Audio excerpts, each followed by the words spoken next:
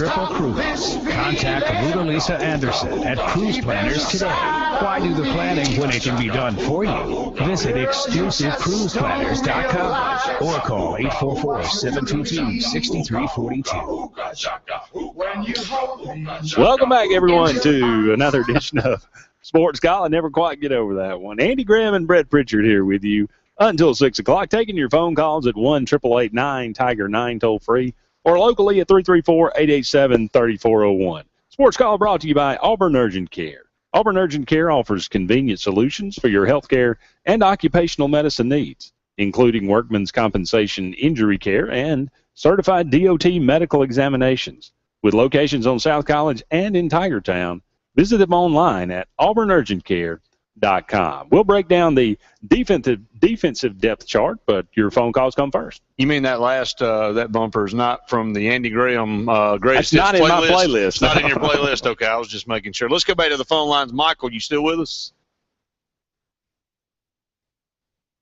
Hello, Michael. All right, we'll get it figured out eventually. 888-9-Tiger-9, 334-887-3401, and hopefully we will get you on soon. We'll break down that defensive depth chart then.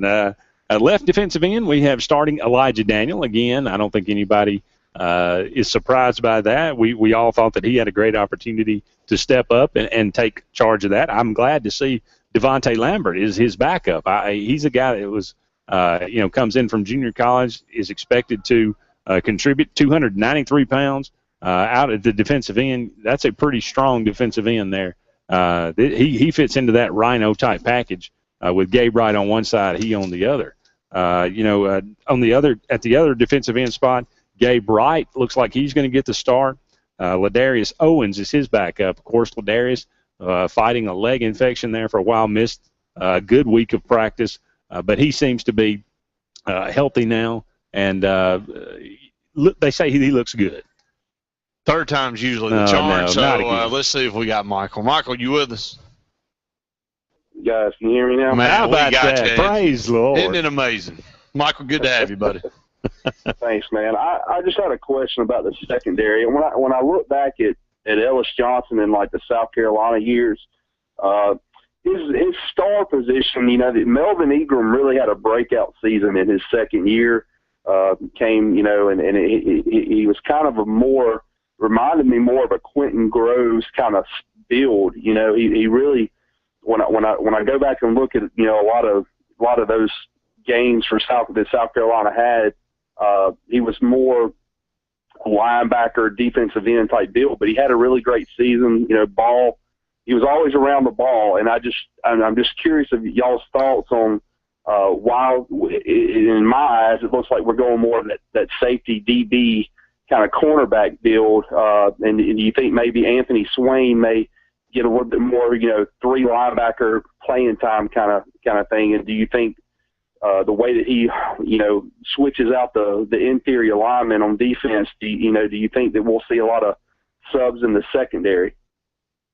I do think we'll see a lot of subs in the secondary. I think they feel a lot better about who they've got back there now. Jonathan Minchie, of course, and a healthy Joshua Holsey.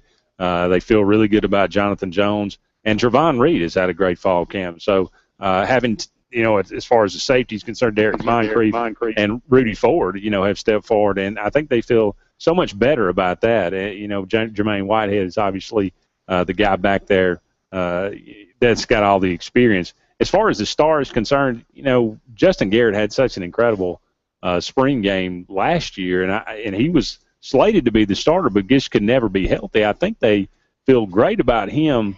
That is one of his strong suits, is he's able to he is a very good coverage guy from a linebacker position. But as far as a Melvin Ingram type, I remember him more as a interior defensive lineman than working toward that star position. Yeah, I think it was called the spur for him then, and I just remember him moving around, and I think he was a spur. It just different size feel, and when I look at Auburn's players, they just seem to we've had that speed guy instead of the size. It seemed like our linebackers have been a little undersized, and I'm hoping when I look at Anthony Swain type or Javier Mitchell. I think Chris Frost may have that breakout year I'm hoping for, and I'm just curious, how that's going to play out, and just wanted to get your guys' take on, are we going to see the constant subbing like we do for the front seven in the secondary? Michael, we appreciate your call, my man, and it'll be interesting to see how it all plays out. Thank you so much. 888-9-TIGER-9, 334-887-3401. You got such a mix right now. Look, I don't think you can really put a lot of stock into this too deep. I mean, you have to put a too deep out just for the sake, but in this day and age, it's about rotation and depth and playing 3 and 4 guys if you can get them. Now, obviously, the better ones are going to get a majority of the time, but if you look at Chris Frost, Casanova McKenzie at 6'3", 250 pounds, those are bigger linebackers than we've had in quite some time. And then you go out and get a Trey Williams at 6'2", 225, 230 pounds. Auburn's starting to get bigger in the linebacking position. And in that star position, which is a hybrid position between a linebacker and a secondary guy, a safety, I think they leave it open to have a guy that can have some speed there, that can move around and still be physical enough to be in a position like a linebacker. So, you don't pay too much attention because, like, if you look at the 2 deep and you look at Angelo Blackson, and I'm sure he earned the position, but Montravius Adams reminds me of Nick Fairley. Nick Fairley didn't practice well. When it came to game time and the lights came on, things changed. There's some guys out there that are gamers. I think Montravius Adams is a gamer, and he's going to get a lot of playing time as well. I think he's going to get a lot of playing time on the end. That's right. As well, that's too, right. because they have cross-trained him, and I think that they like him out there, especially against a team like Arkansas with a massive offensive line that wants to run the ball right down your throat. You put Gabe Wright on one end and Montravius Adams on the other. That's a pretty formidable and meaty defensive line. Like you said, Jeff Whitaker is the starter at defensive tackle. Ben Bradley is a guy that I think needs to have a really, really good year. He's a guy that came in last year and showed flashes on the interior to be a really difference maker inside. He has to be a difference maker this year in that 2 deep rotation. Like you said, Angelo Blackson, a guy that's been around for a while now. He's again a guy that has shown flashes of being really good, but it's the consistency. Can he be consistent play to play to play? And if he can, then I think you look at this 2 deep and even 3 deep at times, across the defensive line, and that's going to be, just like it was last year, a big strength for this defense. It is going to be a big strength, and one of the things you got to do, just like we're bragging on our offensive line, when you're on defense, you got to control the line of scrimmage from there and be able to, open up gaps and open up holes for your linebackers to make tackles. And here in the last several years, our secondary guys have been predominantly making a majority of the tackles, and you don't like to see that because that means guys are getting downfield and getting major chunks of yards. Our linebackers have got to be able to get off blocks, Andy. They got to get off pulling guards. They've got to be more physical. I think that's what Michael was alluding to with Chris Frost. You want to be able to see him emerge and live up to the height that we've all know that he is capable of doing. And then your defensive guys have got to be able to on the front line have got to be able to make plays themselves too, not just be able to open up holes for your linebackers. They got to have penetration. They got to get in the backfield, and they got to disrupt these offenses. So, but I think Auburn has the talent across the board now to get it done.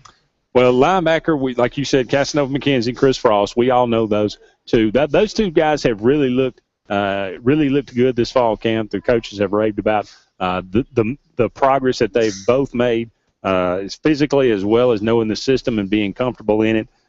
Trey Williams is the backup for the weak side position. Anthony Swain, the backup for the middle linebacker position. Now, where is Kenny Flowers, the MVP, of the spring game? Where is, Javier Mitchell? These guys that have been around for a while, that I'm a little disappointed that they didn't step up. Maybe it's just that Trey Williams is that good. Well, I'm hoping that it is. But I'm a little disappointed not to see those guys. I think maybe 2 months ago, Andy, we were all talking about on this show who did we feel like would be a freshman that we would see emerge. Trey Williams was the guy I named, and I saw him up close and personal. Randy and I both saw him up close and personal a couple of times. He already looked the part in high school. Watched him play against Benjamin Russell in a second-round playoff game, and, he quietly had about 14, 15 tackles, side-to-side speed, just tremendous. He can pack the big punch, but he's very smart, knows how to play coverage. He was already ahead of his time as far as I was concerned as a linebacker. I thought he had a chance in an area where Auburn was a little bit weak and no cut on anybody we've got there, but in a position where we didn't quite have as much depth, that he could come in and make an impact. And as you see right now, I think we all know that the coaches obviously are very impressed with him. He's got the build. He's physical, and he's smart. He catches on very quickly. I'm looking forward to seeing Trey Williams. 1-888-9 Tiger 9 toll free locally at 334-887-3401. When we come back, hopefully we're going to catch up with Jason Caldwell from inside the Auburn Tigers. There's more Sports Call on the other side of this break, presented by Auburn Urgent Care.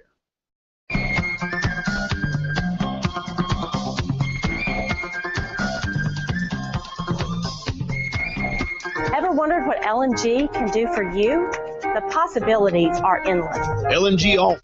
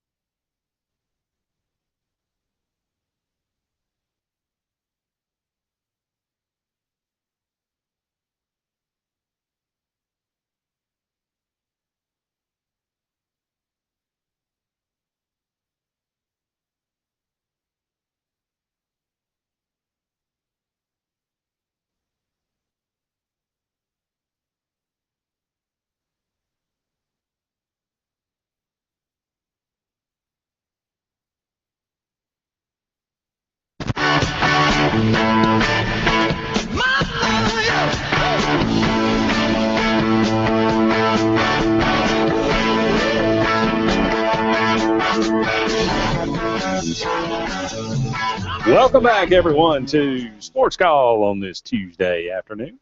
Andy and Brett here with you for another hour and a half, taking your phone calls at 1-888-9-TIGER-9 toll-free or locally at 334-887-3401. We'll pick up your phone calls in the next segment. We're going to welcome in a great friend of the program, Jason Caldwell from Inside the Auburn Tigers. Jason, how you doing today? Hey, guys, what's up? Doing really well. Jason, obviously it's game week on the Plains. A lot. We've been looking forward to this for quite a while now. What's Auburn's practice schedule looking like this week? Yeah, it's kind of going to be normal game week stuff. They had Monday off, but they practiced a little bit Sunday, had Monday off, and then it'll be a heavy day Tuesday and Wednesday considering. I mean, they've been pretty heavy, but normally that'll be where they wear shields, something like that. Do a little bit of contact, but probably not a whole lot. But it'll kind of taper off at the end of the week unless the guys get their legs back from under them and do all those things. So they'll practice each Wednesday, Thursday, have a little short walkthrough on Friday, and then get ready to go. Hey, Jason, this is Brett. Just wanted to talk about it because it's got a lot of hype today with the depth chart. You just can't place a lot of emphasis in depth charts. Obviously, you have to put one out to kind of give everybody a basis to judge everything off of. But, Gus Malzahn and Ellis Johnson both really preach depth. A lot of coaches do nowadays. And, you got to list somebody as 1 and 2, but like on the defensive line, I think you're going to see a great mix of guys, switching from tackle to end. They've kind of been cross-trained, as Andy said earlier, kind of just moving all over the place to see who, depending on what type of offense we're going up against, we'll see what the best combination is.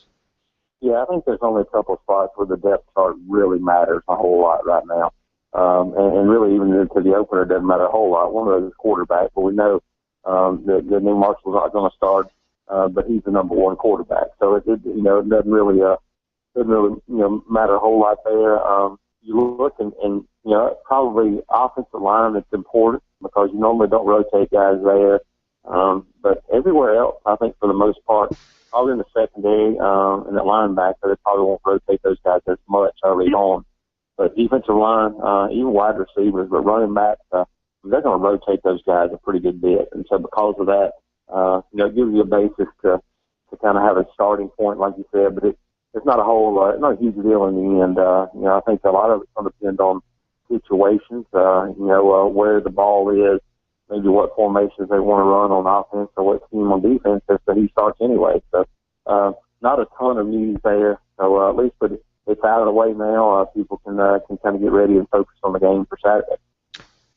Jason, I know that you look down at the depth chart and you try to pick out a guy, and I know we haven't even played a game yet, but our question of the day is, what freshman do you feel like will have the biggest impact this year? So I'm going to kick that to you. Look into your crystal ball and tell me who you feel like. Is it Trey Williams? Is it Rock Thomas? Is it somebody else? Who do you feel like by the end of the year will be that freshman that everybody goes, yep, that's who we thought would be an impact player for Auburn? Yeah, I think you got to say Rock Thomas at this point. I think, obviously it's easier to get involved probably at the running back position than maybe anywhere else on the field. So I think because of that, it's sometimes easier for a freshman running back to have a big impact. So I think I would say he's probably the guy of the new guys, the freshmen that'll have a chance to make a big impact. Trey Williams is in there.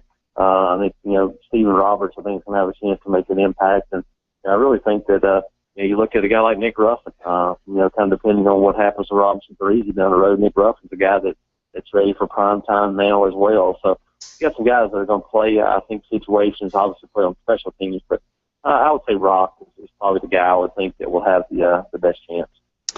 Jason, Carl Lawson, they keep talking about what a phenomenal recovery and treatment that he's been getting. And, I've just wondered, seeing him around the athletic complex, can you tell, how much progress he is making? Do you feel like all the talk that he will be back at some point this season, is that accurate? I think it probably is. I mean, he's a guy that is so strong. I mean, so physically strong anyway, and that's really one of the biggest problems when you have a surgery, knee surgery, something like that, is the muscles around your knee kind of building those things back up. But he's a guy that had probably a head start on most people in that department. I saw him really a couple of weeks after the surgery, and had he not had shorts on and wearing a brace, you wouldn't have known that he'd had surgery. I mean, not much of a limp even then. So I think that's one of the things. They'll take their time with Carl, but I wouldn't be surprised if he's one of those guys that has a chance to make a faster recovery than most in that. And I've got this feeling that kind of the midway point of the season, y'all going to have a Thursday night game and an off week kind of thrown in there. So that's basically another couple of months. I wouldn't be surprised if we start hearing some things about him, getting back out there and doing some stuff and testing it out. So I think it'll be something to watch for maybe kind of the midway point of the season. Chris Davis was such a huge part of Auburn last year, not only as a cornerback, but especially as a punt returner. Quan Bray wins that duty this year, the senior. You kind of feel good about having a senior back there because of his experience. But does he have what it takes to be a difference maker as a punt returner? I think Quan will do a good job. I think he's really solid.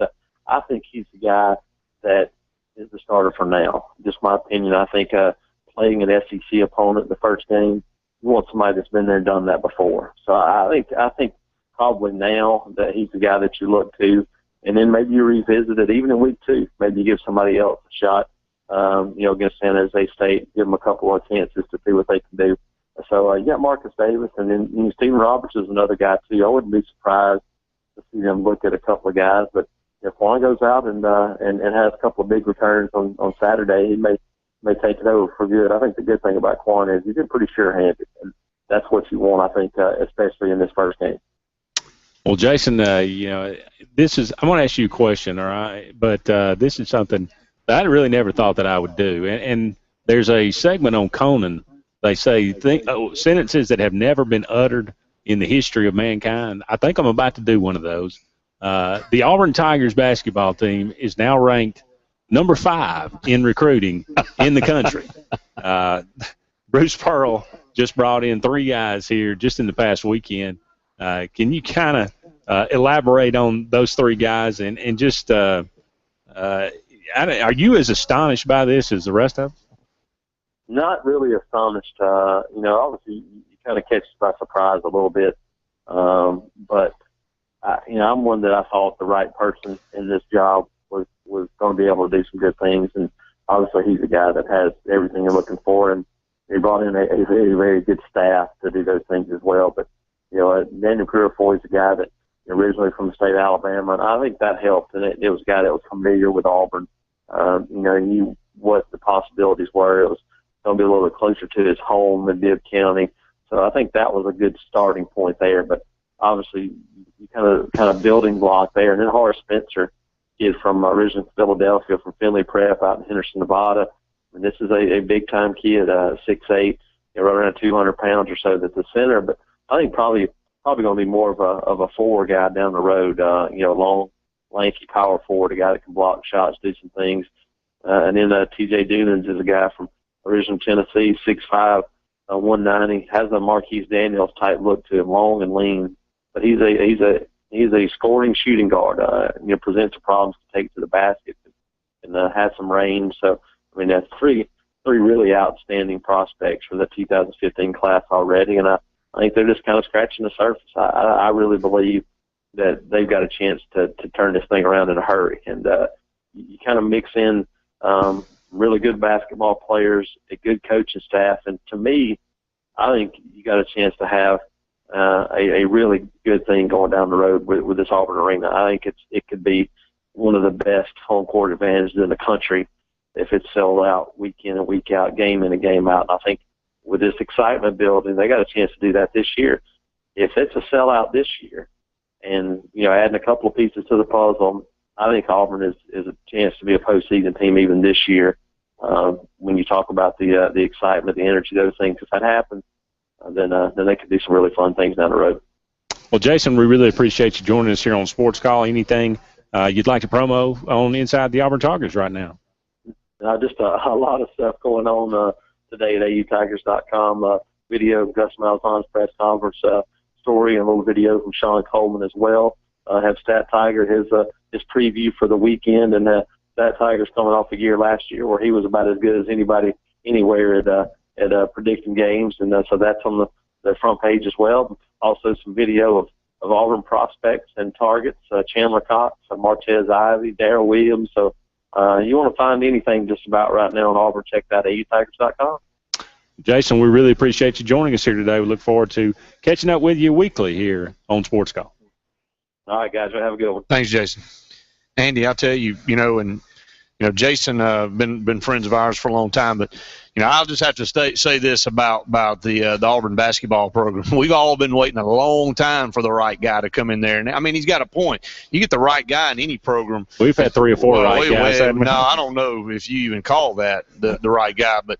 I think Auburn and Bruce Pearl found each other at the right time because Bruce Pearl's trying to get back in coaching, and finally the administration stepped up. Hey, look, it's all about the money too. Why would somebody big time want to come to Auburn? It had no history behind it besides a few sprinkles of good teams.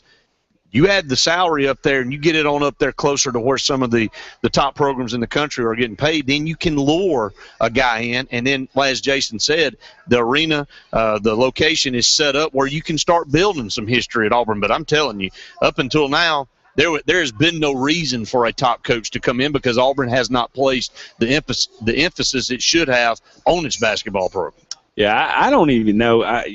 I think we all knew that Bruce Pearl was a great salesman. I think we knew that he was very enthusiastic, but we didn't know he was this good. I didn't know he was like that. And like I said, his show calls just came off Sunday.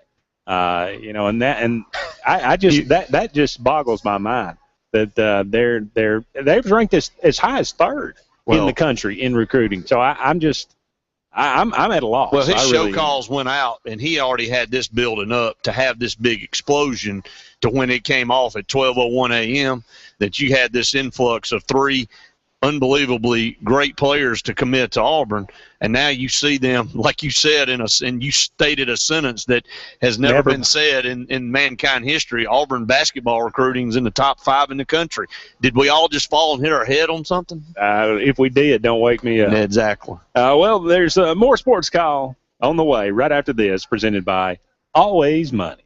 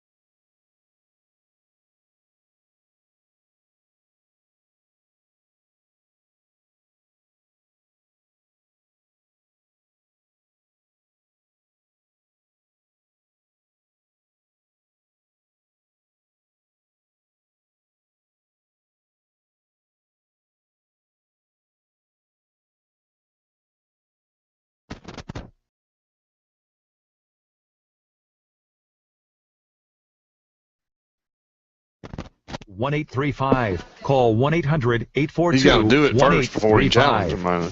In a world where time is money, only one team can conquer Bo Jackson's all your already printing and challenged every marketing professional needs, athlete big in the or world, small. so. Call the A-Team, Allegra Printing. The experts at Allegra can handle it all, from concept, copywriting, and What did design he have to on, printing, too? targeting, and mailing. They're local, knowledgeable, accurate, and quick. Floaties. Don't risk your company's success And on a flippers. faceless, He's faraway both. online imitator. He's the only There one can who can do be that and get only away with one it. Allegra Printing, your A-Team in Auburn. Of course, he has a- University Crossing Boy, I Shopping did it. Center It was behind cold. McAllister's Ugh. Deli. Lord, it was cold. Allegra-auburnal.com. Well,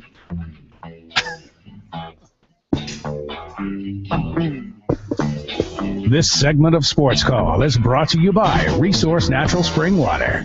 Resource is 100% natural spring water with naturally occurring electrolytes that support a lifestyle of well-being. When you need to refresh, revitalize, and replenish, it's always Resource Natural Spring Water.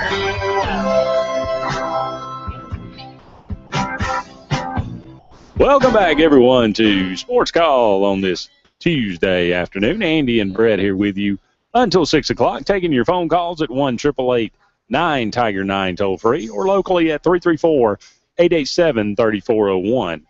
Which AU freshman do you believe will make the biggest impact in 2014? Brett, a guy that I left out in the beginning, Nick Ruffin, that Jason Caldwell mentioned. They got him running second team now at star linebacker, and obviously one name that is missing on this list is Robinson Threese. Yeah. That we've known this for a while now. He's not going to be playing game one.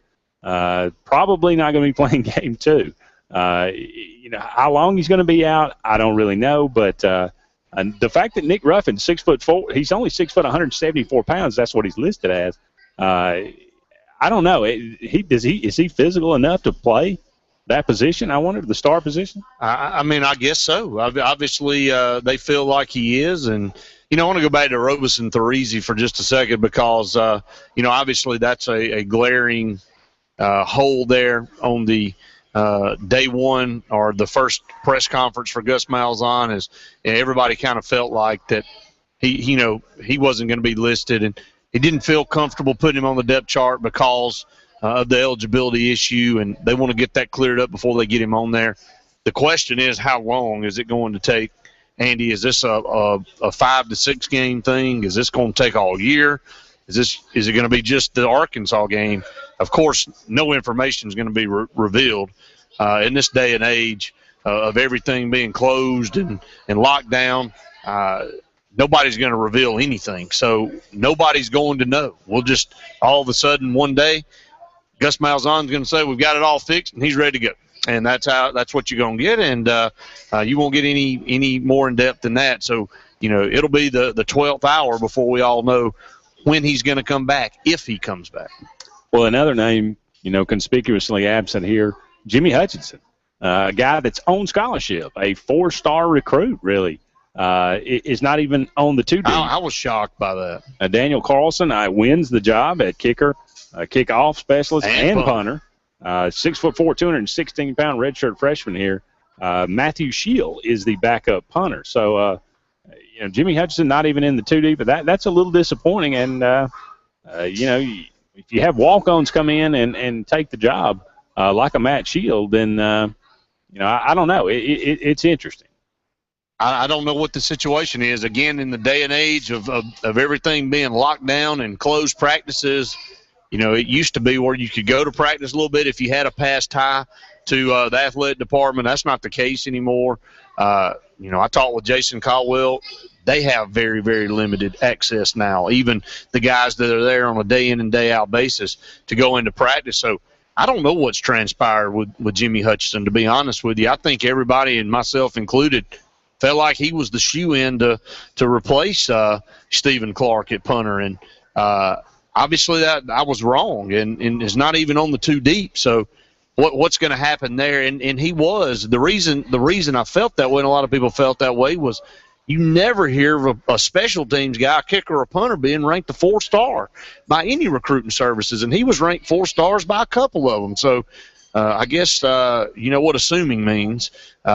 That's what we all did, and That just isn't necessarily what transpires into depth charts and who gets to play and who doesn't. So they're starred for a reason, but you got to get there and you got to work. And obviously Daniel Carlson has worked his tail off to get to where he is, and they feel like he's the best option for Auburn in punting and kicking, so that's who we go with. As we mentioned earlier, Quan Bray is going to be the punt returner. Marcus Davis is his backup. As far as kick returner, Corey Grant, you love him back there. He took one back to the house against Tennessee last year. Ricardo Lewis, a guy that has really come on, running the jet sweep as well. He's going to be back there. Rock Thomas listed as a kick returner. And Rudy Ford. Rudy Ford in the open field last year, just in the brief times you saw it, he's got a lot of ability. I love seeing him back there. When we come back on the other side of this break, the Hour 2 number sports call, we're going to check out La Tech. We'll preview the team that Auburn plays this year. We are counting our way down to Arkansas on Friday. There's more sports call to come. The Fox Sports Report is up next.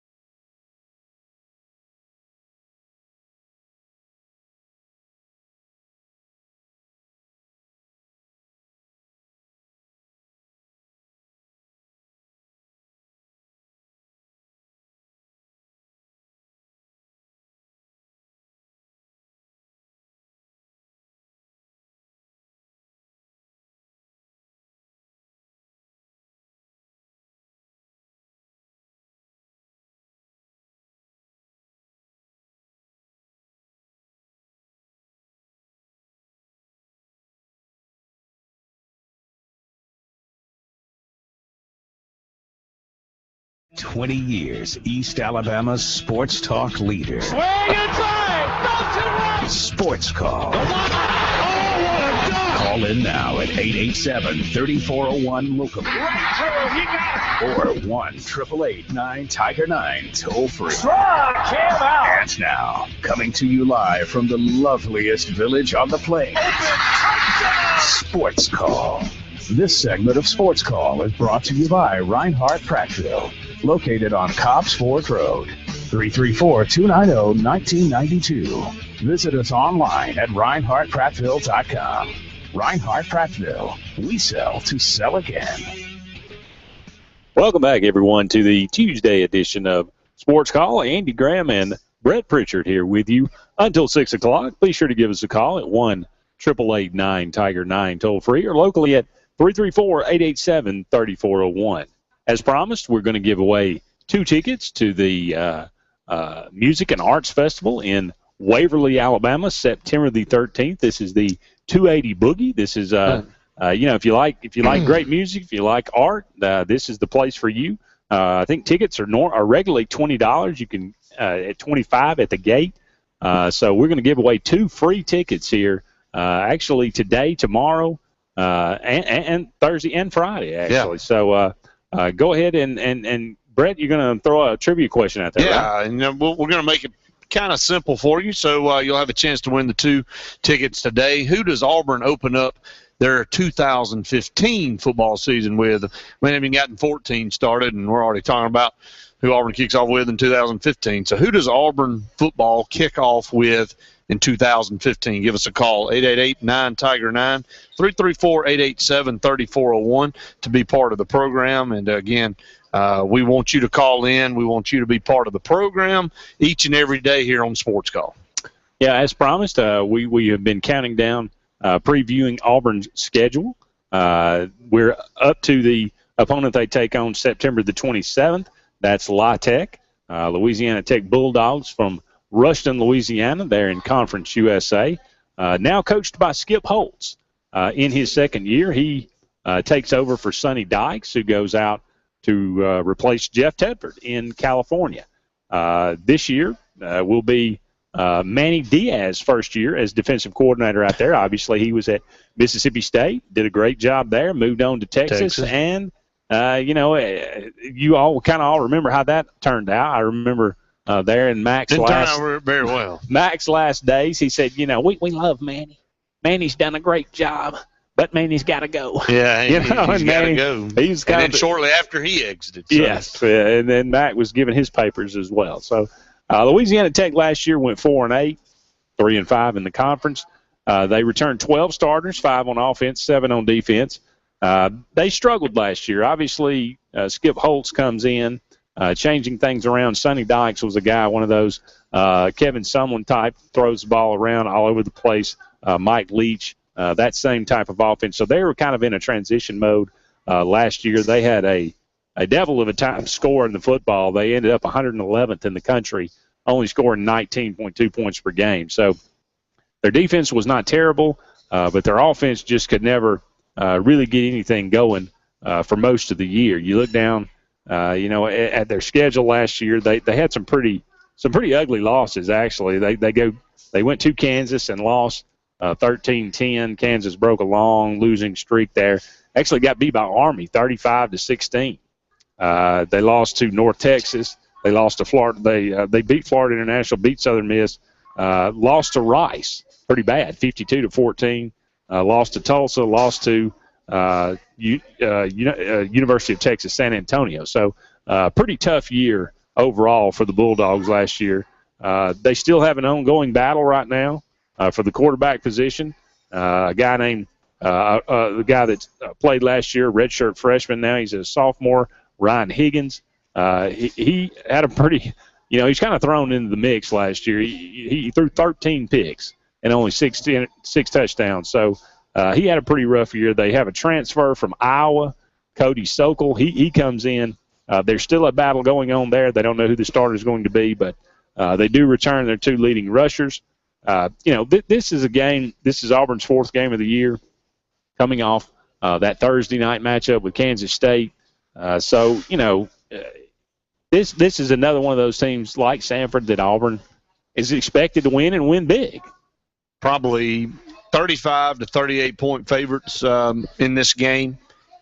You know, La Tech historically, though, has been a program that has ruined some seasons for some teams. And you know that a team based out of Louisiana, whether it be La Monroe, Louisiana Tech, whoever it is, they have athletes, and they've got some good coaches over there now. And, you know, last year we're all testaments here at Auburn that what you did last year doesn't necessarily predict the future of what you're going to do this year.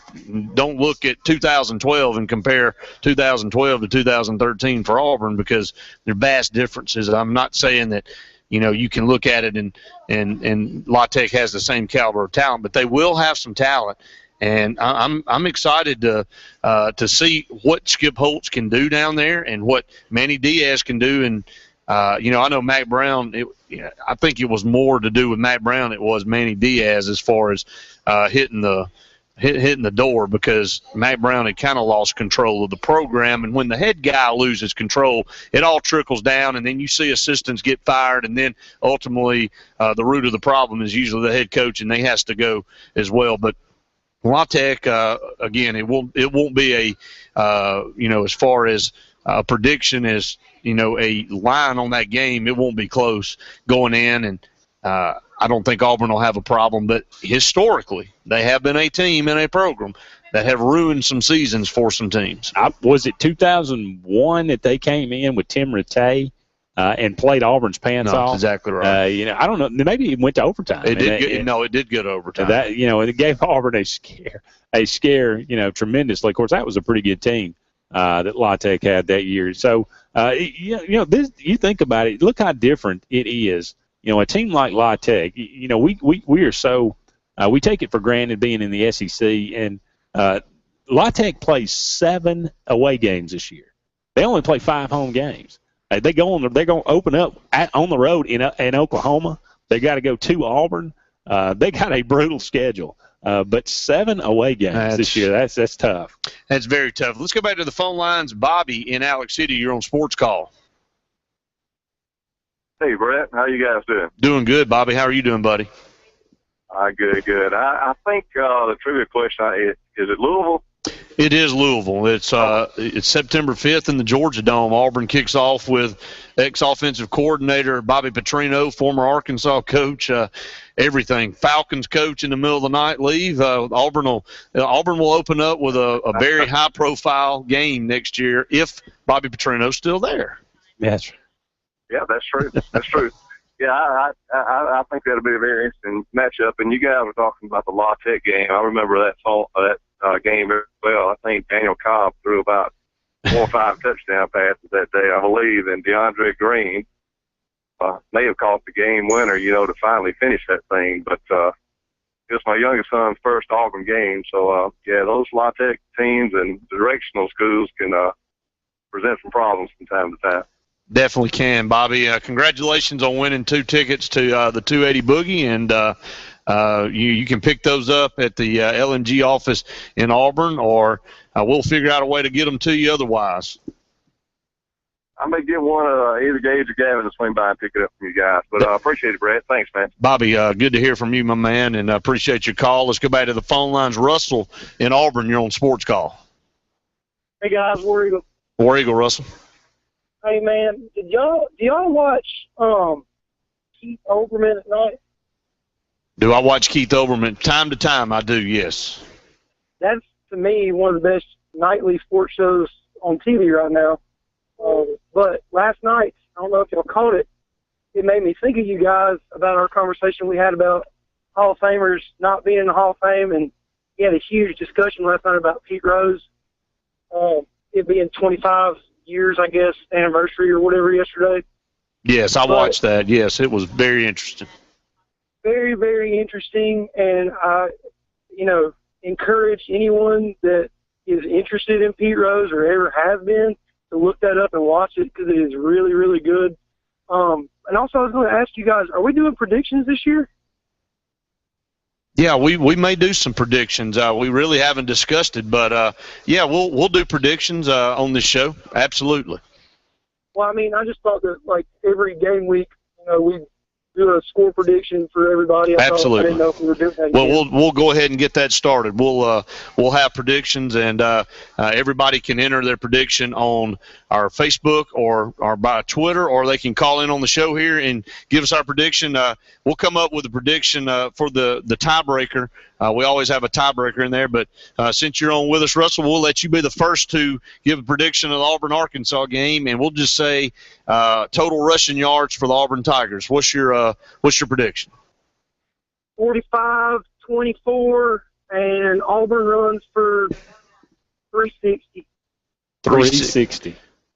That's nice. That is nice, and if they do that, it will be a good day for Auburn. Russell, we appreciate your call, my man. All right, guys. Where are you? Thanks so much. Real quickly, let's go back to the phone lines. John in Millbrook, you're on Sports Call. Hey, fellas. Thanks for taking my phone call. Got a quick question, and I just want to hear your opinion on this. I know this wasn't by design, but the way it happened to work out may be in Auburn's favor, meaning that having a two-quarterback system that Arkansas is going to have to basically game plan for, since they don't know. They know that both quarterbacks are going to be in the game, and I just want your thoughts and opinions on, does that make it more difficult to game plan for Auburn, and what challenges would that affect the defensive coordinator in coming up with a scheme to stop both quarterbacks? And thanks for taking my call. I'll listen to your conversations. Bye. John, you got a prediction for us?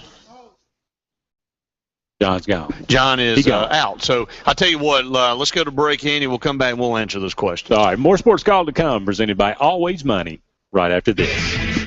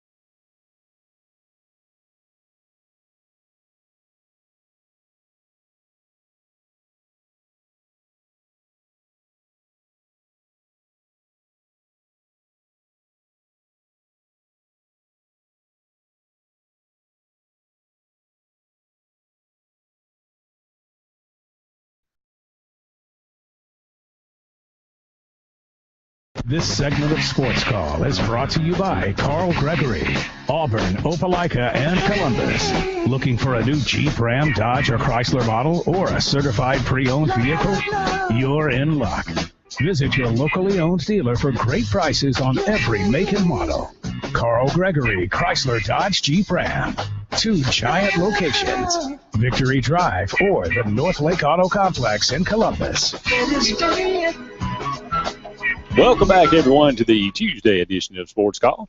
1-888-9-TIGER-9 toll-free locally at 334-887-3401. Andy and Brett here with you for another 40 minutes, taking your phone calls and discussing everything relevant in the world of sports. Just to quickly talk about John's question there, usually preparing for 2 quarterbacks is always a little more difficult for the defensive coordinator. I don't think Auburn's offense changes really with Jeremy Johnson and Nick Marshall at the helm. I think obviously Nick is a little more adept at running the zone read, and Jeremy Johnson is a little more adept at the pass. But I don't think the plays change, and I don't think the offensive mindset changes. So I don't really think it changes that much. Now, Gus Malzahn said that today at his press conference. So let's go back to the phone lines. JC and Tallahassee, you're on Sports Call. Hey, guys. How y'all doing? Doing good, man. How about you? I'm doing real good. I'm I'm ecstatic about basketball and the way the recruiting's going right now. I just can't believe we've learned that these 2 4-stars and this great shooting JUCO guy. I think the future of Auburn basketball is going to be real good.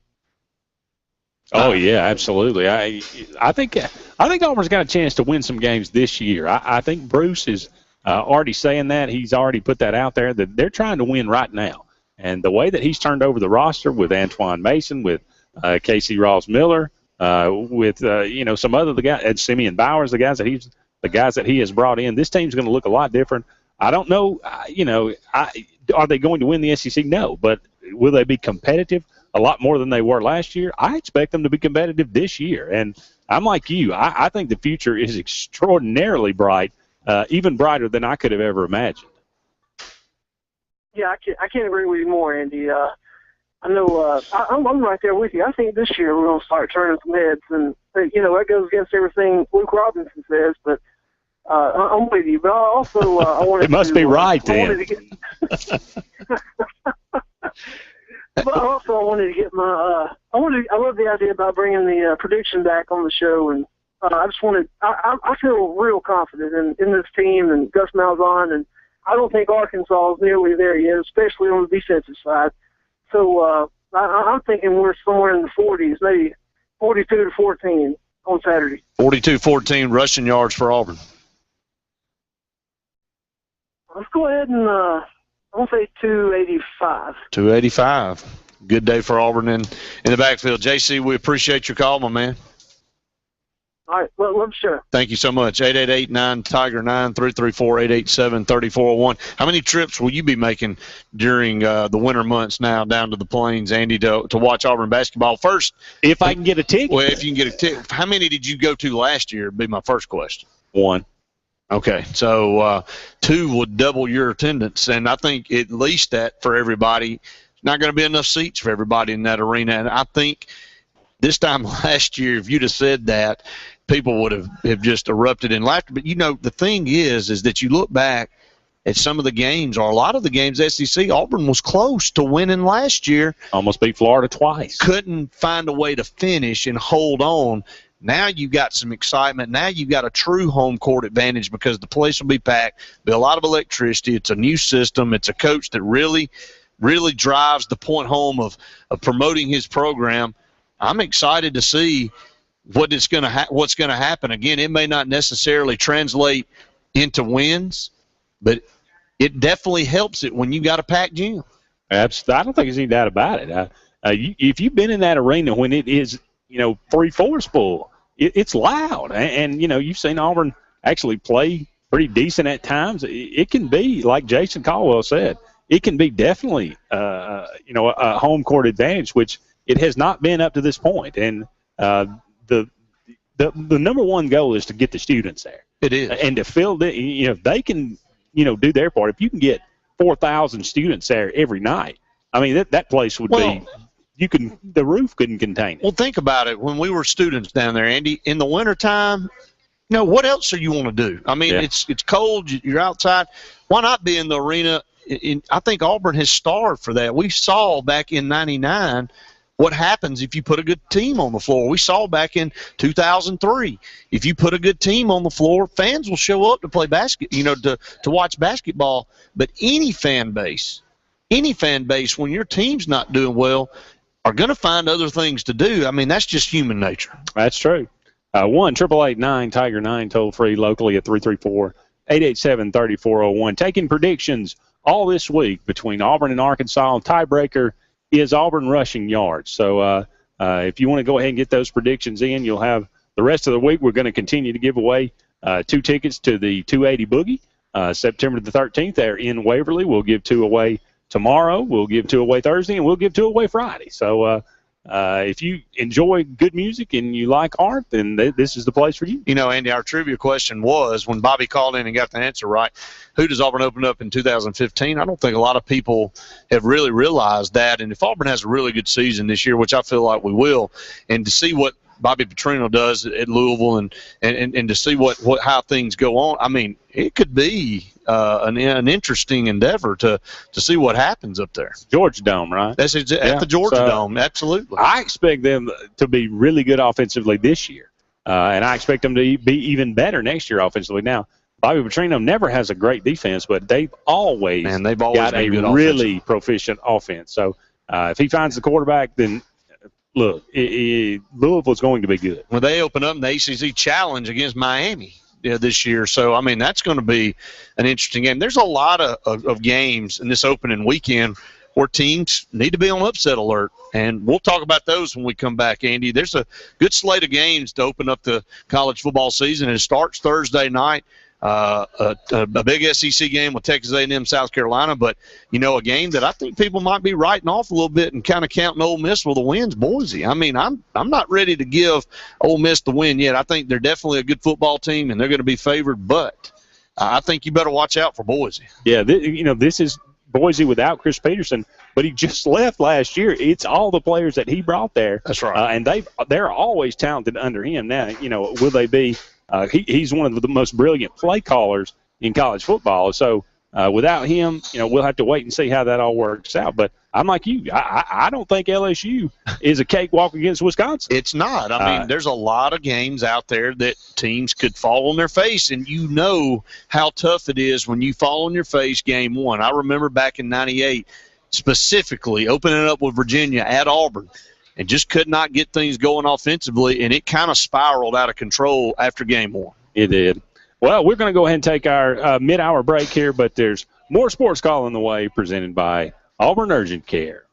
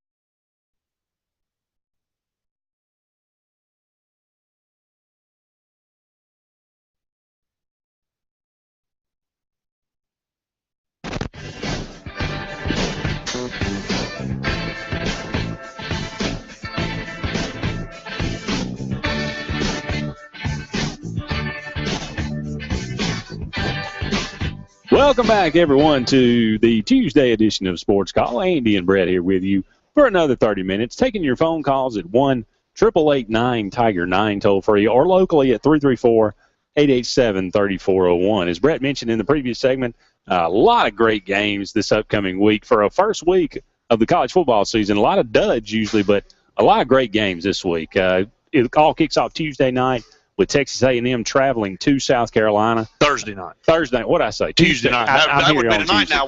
I wish it was. That's wishful thinking. Yeah, that's wishful thinking. Thursday night, Texas A&M travels to South Carolina. Look, South Carolina is the favorite in this game. Texas A&M, I think, ranked 21st. South Carolina ranked 9th in the country. But I think this has the potential to be a lot closer than a lot of people think. And I think South Carolina should probably be on upset alert as well. Yeah, 10-point favorite, South Carolina at home. Texas A&M has been a very good team the last couple of years, but they're minus one very good player, and Johnny Manziel. So they go on the road to a highly touted team in South Carolina. A lot of people feel like they're the team to beat in the East. So a lot of hype around that game. We're excited to get ready to see what happens over in Columbia on Thursday night as the Gamecocks and the Aggies get together. That'll be the first game ever on the SEC Network. That game kicks off at 5 o'clock. So the middle of our show. It will be 6 o'clock Eastern time. So we'll have the big flat screens on. We'll be watching. But Boise State and Ole Miss kick off at 7 p.m. I think that's a game that should garner a lot of attention. And there's another SEC team that kicks off on a Thursday.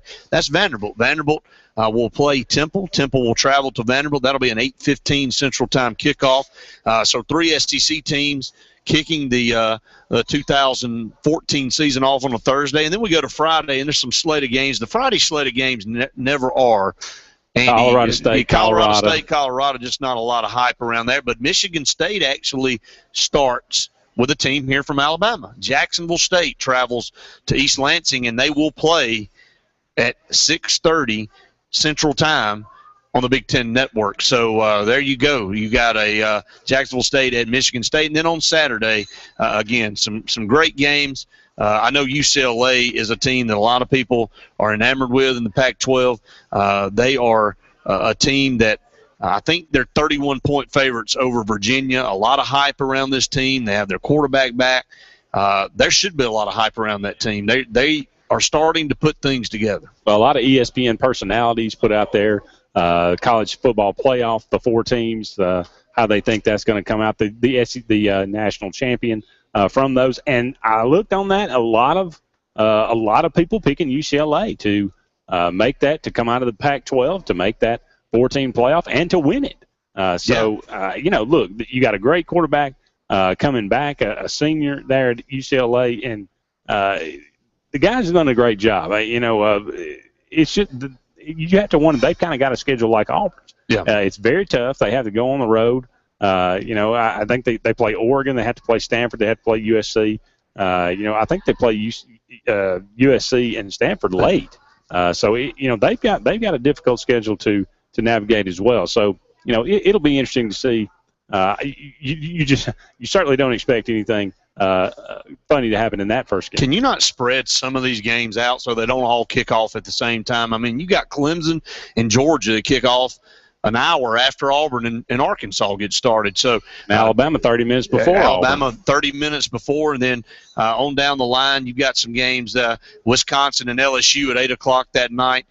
Florida State and Oklahoma State will open up out in Texas. That game will kick off at 7 p.m. So you've got a pretty good slate of games for opening weekend for college football on Saturday. And then, of course, there'll be some games on Sunday. You've got Utah State and Tennessee getting together at 6 o'clock, and SMU and Baylor that play at 6:30. And then there is a Monday night game, the one I just talked about. It'll be Miami and Louisville. That game will kick off at 7 o'clock on Labor Day. So a lot of football for everybody to watch, and it'll be like an IV. Just sit down and pump the football into your veins from Thursday till Monday. Oh, yeah. The one game that we mentioned in the last segment, the LSU and Wisconsin, I think that's a very intriguing game. LSU has just played great out of conference in these opening games. They took on Oregon a couple of years ago and won that game. Look, Les Miles came out today and said both quarterbacks are going to play. They have not decided that. They think they're going to go up with a 2-quarterback system right now. I am totally against that as far as Auburn is concerned.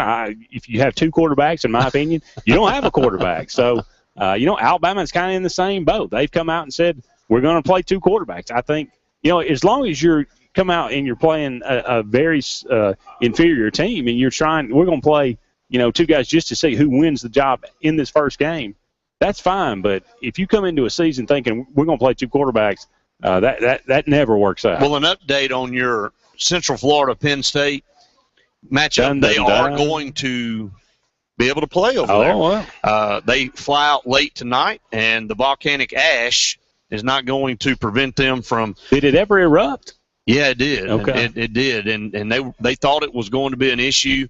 And it's like I heard earlier today, if it's a little bit in question, whether you got to fly through a cloud of ash and it might go into the engines of your plane, how about let's reroute this and play it somewhere else, okay? But that game's going to kick off at 7:30 in the morning on Saturday. You going to be up ready to go? No. That's going to be a pretty good game, though. Penn State and Central Florida. Well, how good is Central Florida now without Blake Bortles? That's the question. Yeah. He was a phenomenal talent, and but I think they had more around him than just him. But what does Penn State have? They have Hackenberg coming back. They have a new coach in James Franklin. I'm like you. It's an interesting matchup, and it being in Ireland, I mean, you have this long trip. You have the huge time difference. That's a lot to get used to. So who knows? UCF is a 1-point favorite in this game. Wow. So it has switched back and forth. Some have it as a pick 'em, but UCF is a one-point game. So it'll be interesting to see how it all plays out. Yes, it will. There's another story that came up today. I was going through trying to pick out some stories that I thought were interesting today, and I came across this USC cornerback Josh Shaw. And, he is a cornerback for USC, a starter, a fifth-year senior, that he apparently sprained both of his ankles jumping from a second-story balcony because he said he saw one of his nephews, 7-year-old nephew, in a pool who can't swim that was drowning. He goes over to save the young child. He crawls over there, gets the child out, crawls out himself. He's got 2 banged-up ankles now. Then, I say this is the kind of story we need to be talking about. We always hear the negative about college football. This is such a positive story. And then today, the update, several calls come in to USC questioning his version of what happened, that this actually did not take place the way he said it did. They're doing an investigation now. I'm not sure what the latest is on this, but what a bizarre story. Can't anything anymore just be as is, as no, it's said? Apparently not. There always has to be some type of ulterior motive or storyline out there. It's not just how it is when we hear it when it comes out. And, hopefully it is how he just said it was, because I think, be frank with you, I'm just tired of all the controversy all the time just popping up from one team to the next. And this guy, he didn't do this the right way, and that's not really how this went down. So, for all of our sakes, I hope it is what it is, and it went down the way it did, and he is a hero if it did that way. At 1-888-9-TIGER-9, toll free locally at 334-887-3401. Sam Bradford tears his ACL in a very innocuous-looking play in the preseason. Cam Newton has a hairline fracture of one of his ribs. I look at this and it happens How costly are these preseason games? Every single year. At least one star gets injured. Tom Brady one year. Now you have Cam Newton. Why do they continue to play preseason games? That's a good question. And they play 4 a year. I don't get it. It's too much. Why not add a couple more regular season games to the slate rather than have 4 preseasons that don't matter for anything? You play your starters for, a quarter and a half, and then get them out. But Sam Bradford now is going to miss another season. And now how much money are the Rams losing on Sam Bradford sitting over there with another messed up knee. I say do away with them altogether. I mean, if everybody is starting at the same time, everybody's on the same level playing field, what does it matter? It's the point of they're making money off of these things. And I just find that you got to draw the line somewhere. We keep talking about player safety. It's all about player safety. We're doing all these things now about concussions. We're changing the rules of the game. Well, stop having preseason games. If my guy gets hurt, I want it to be in a meaningful game.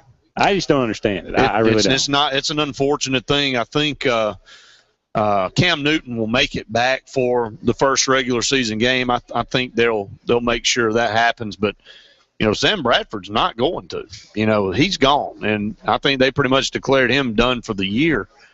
And again, that's 2 years in a row now for him. He's not really going to be a factor at all for the Rams, and they spent a lot of money on him. He's a big time guy. And then, at what point in time in your mind are you Sam Bradford going, man, this just isn't worth it anymore. I can't stay healthy, and I know he'll get paid, and that's part of these contracts, and you get that guaranteed money based on the NFL. But a certain percentage of it is signing bonus. Well, you get the signing bonus and all that, so that's why they play. But up to a certain point, you force yourself to stay out there, probably against your own good decision making and goodwill, because you're trying to get that check. So I don't know what will happen with Sam Bradford. I mean, we've seen guys come back from multiple knee injuries and have long careers, but it becomes tougher, and it becomes a mental thing.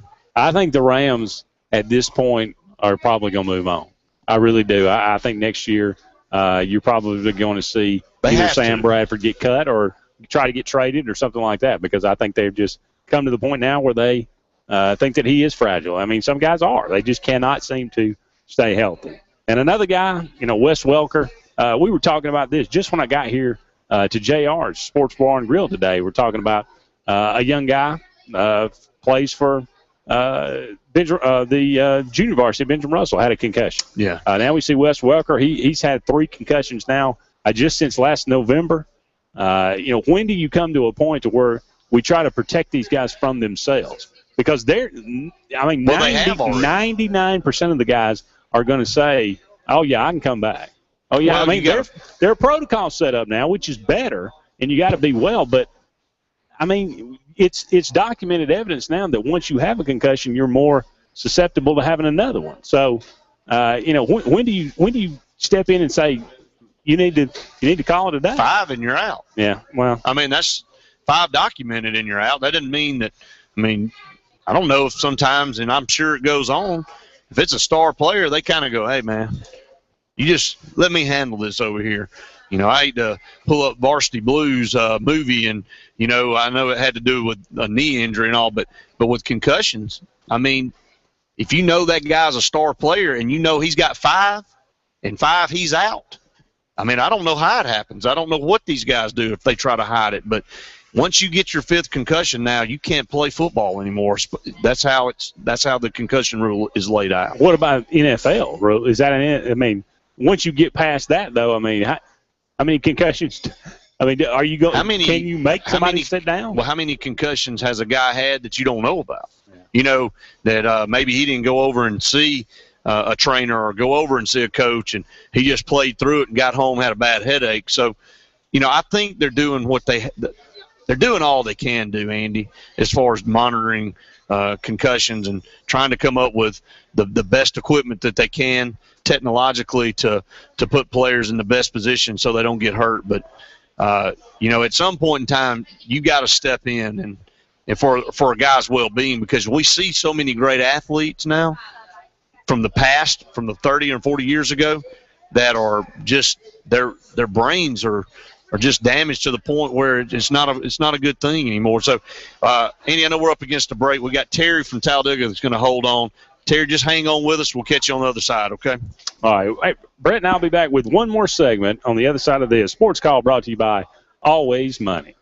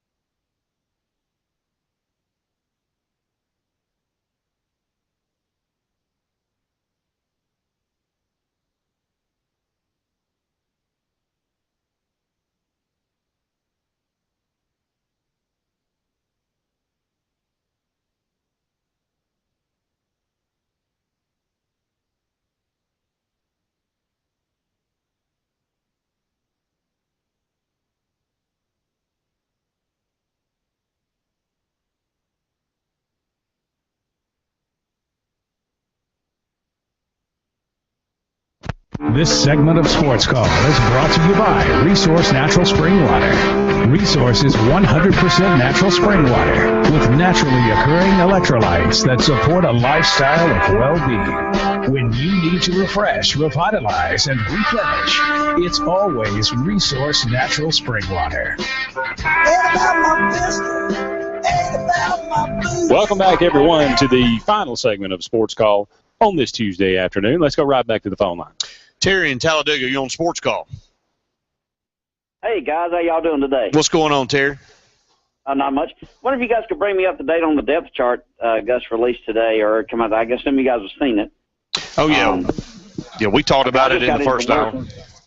Just got in from work, so I'm not familiar with it. Could you tell me about the offensive line?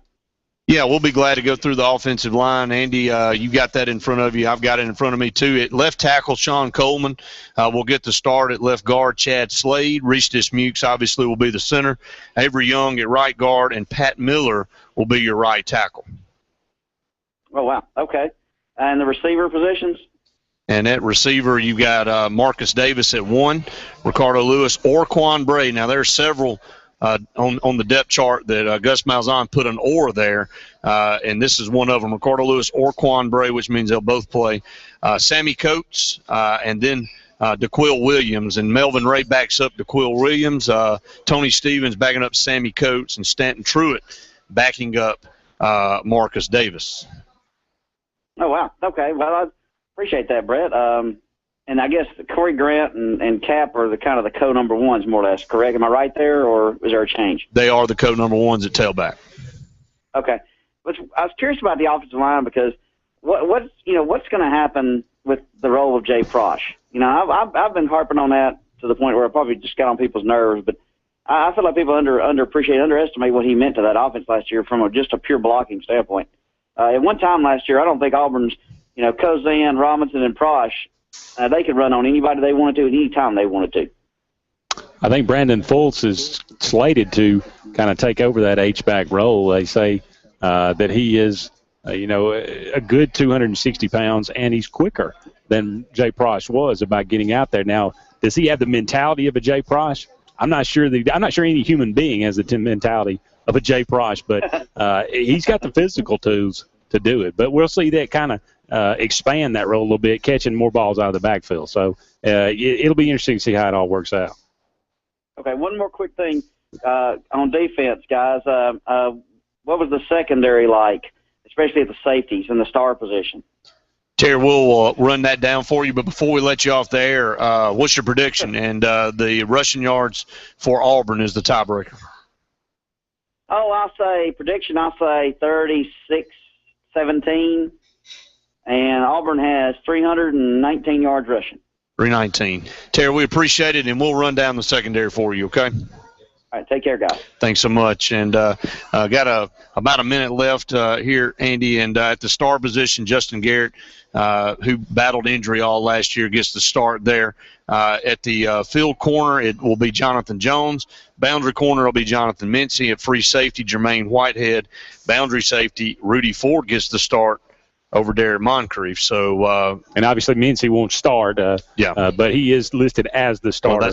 Josh Holsey will get the start at the boundary corner. And freshman Nick Ruffin will be the backup at start, at least to start the season, with Robinson Threese nowhere to be found. Yeah, and I think, again, Gus Malzahn addressed that today in the press conference, that they didn't feel comfortable putting him on the depth chart because of the eligibility issue. They're still waiting to get all that clarified and getting all that worked out before they go down that path. Well, the depth chart, like you said, you have a good two deep there. Obviously, it's subject to change. It's subject to change between now and Saturday. Sure. So, but we have a good idea about where everybody. And there's nothing really surprising about this. The true freshman, Braden Smith backing up left tackle spot, Sean Coleman, Stephen Roberts, the backup at field safety, Nick Ruffin at star. That is Trey Williams, the backup for Chris Frost at middle linebacker, at the weak side linebacker. So true freshman littering the two deep. Rock Thomas listed as the number 3 running back instead of Peyton Barber. That's a little bit of a surprise to me. So, Rock Thomas is going to get a chance to play. I think what you said earlier in the show is absolutely correct. We're going to see all 4 running backs. Yeah. We'll probably see all 4 of them against Arkansas. I really believe we probably will. So depends on how the game's going. It really does. Jeremy Johnson is going to officially get the start. Gus Malzahn has been pretty tight-lipped about how it's going to go after that. We assume Nick Marshall will play, but don't know how much, don't know when he's going to come in. Will it be Jeremy Johnson plays a series? If they go 3 and out, will we see Nick Marshall? If he loses to a touchdown, will we see Nick Marshall? I don't know. I would assume Gus Malzahn came out today and said that they have a plan. They're going to stick to that plan. He and Rhett Lashley have discussed this at length, no doubt. He said Jeremy Johnson is known he's going to be the starter for a while now.